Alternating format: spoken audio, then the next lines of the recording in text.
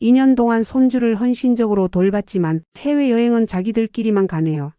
저만 빼고 아들 부부만 해외여행을 가던 날. 저는 혼자 밤에 잠도 못 자고 많은 생각을 했습니다. 오늘은 그 씁쓸한 사연을 여러분과 나누려 합니다.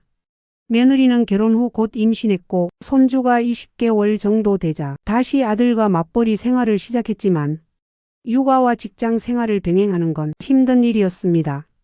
사돈댁은 사부인이 건강이 좋지 않았기에 며느리는 저에게 딱 1년만 손주를 봐달라고 부탁했고 저는 기꺼이 도와줬어요. 매일 아침 6시에 아들네 집으로 향했습니다. 손주를 깨워 밥을 먹이고 같이 놀아주는 것이 하루의 시작이었죠. 며느리 퇴근 전까지 청소와 빨래, 저녁 준비까지 도와줬습니다. 처음에는 며느리도 고마워했습니다. 퇴근 후 환하게 웃으며 어머니 덕분에 살 것 같다고 말했죠.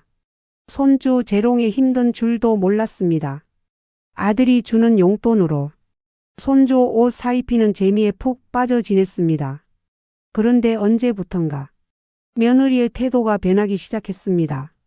어색하게 인사하거나 주말에는 외출한다며 손주만 맡겨놓고 나가기 일쑤였습니다. 어느 날 며느리가 조심스럽게 이야기했습니다.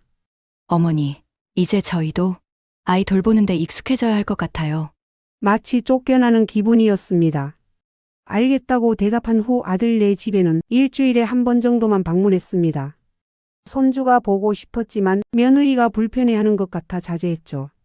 그러던 어느 날 휴가철에 해외여행을 계획하고 있다는 말을 아들로부터 듣게 되었어요.